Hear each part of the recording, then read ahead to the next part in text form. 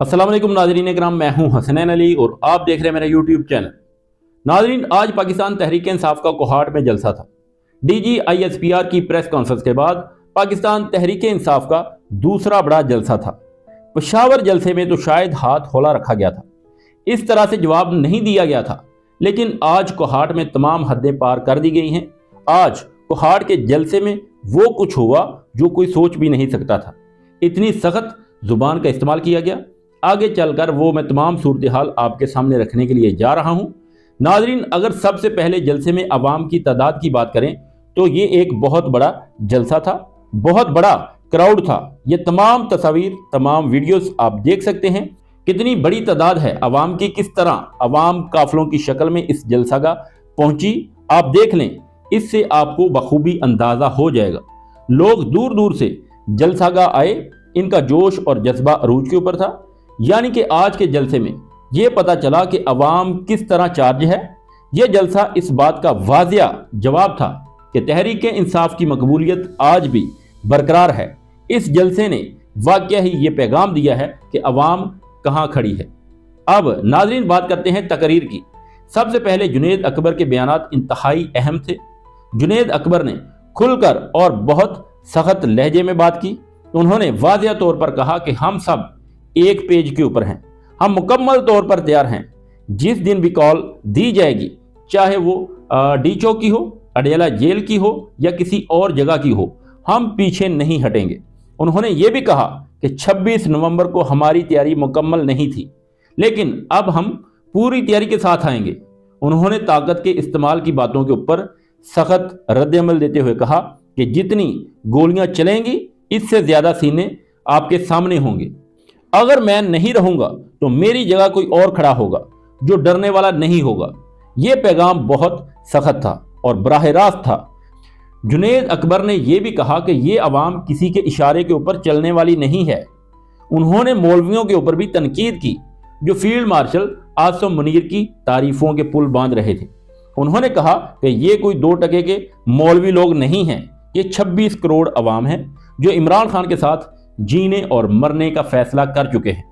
उन्होंने यहां तक कहा कि इमरान खान जिसको जिंदाबाद कहेगा, ये 26 करोड़ अवाम उसको जिंदाबाद कहेगी, और जिसके ऊपर लानत भेजेगा, अवाम भी उसके ऊपर लानत भेजेगी। नाज़रीन, ये अल्फाज इस जलसे के माहौल की शिद्दत को वाजिया करते हैं। आप इन्हीं बातों से अंदाज़ा लगा सकते हैं कि जलसे में माहौल कैसा था, कैसे जज्बात थे।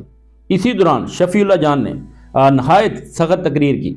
उन्होंने DGISPR की प्रेस कॉन्फ्रेंस के ऊपर शदीद तनकीद की और कहा कि तुम्हारी प्रेस कॉन्फ्रेंस की ऐसी की तैसी, और मजीद कहा कि तुम्हारी प्रेस कॉन्फ्रेंस के ऊपर अवाम ने आज रंदा फेर दिया है।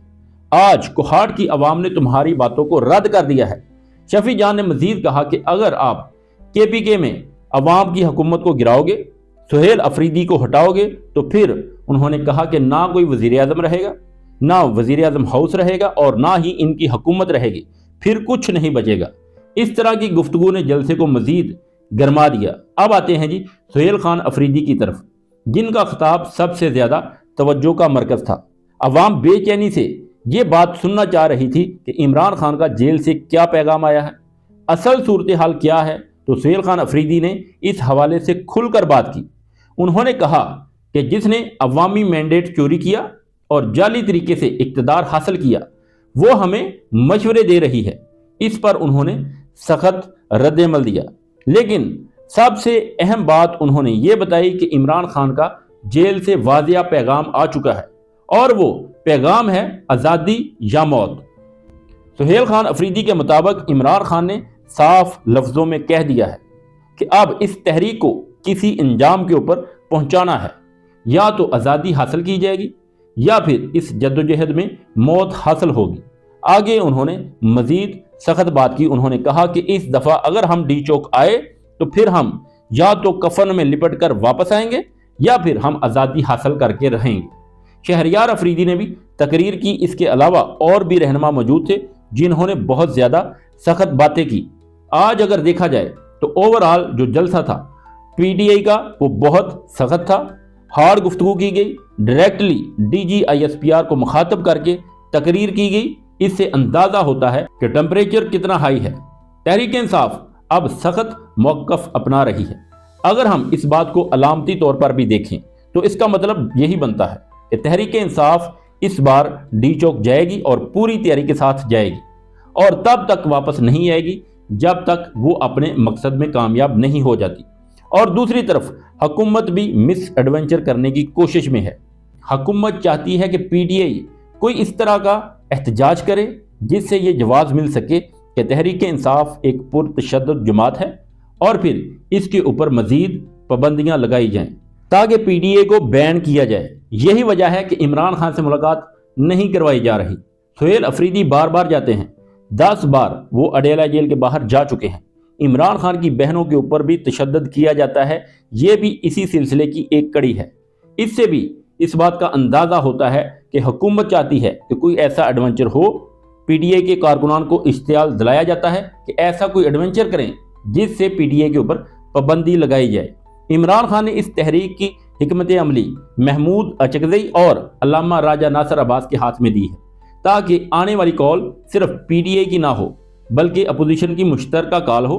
اگر یہ اعلان محمود خان اچکزئی کرتے ہیں تو اس کا اثر کہیں زیادہ ہوگا۔ جنید اکبر نے بھی واضح کر دیا کہ کسی کو بھی یہ غلط فہمی نہیں ہونی چاہیے کہ قیادت میں اختلافات ہیں۔ عمران خان نے جس کے ساتھ کھڑا ہونے کا کہا ہے، ہم اس کے ساتھ کھڑے ہوں گے۔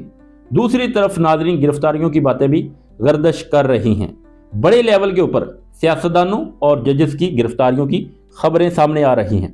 انصار عباسی نے بھی اس حوالے سے اہم اشارے دیے ہیں۔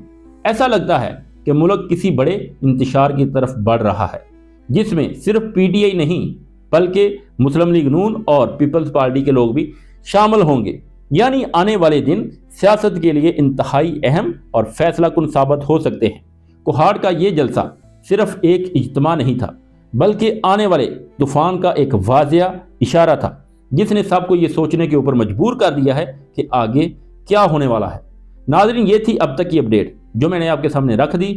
اب تک کے لیے اتنا ہی، ملتے ہیں ایک نیکسٹ ویڈیو میں، تب تک کے لیے اللہ حافظ۔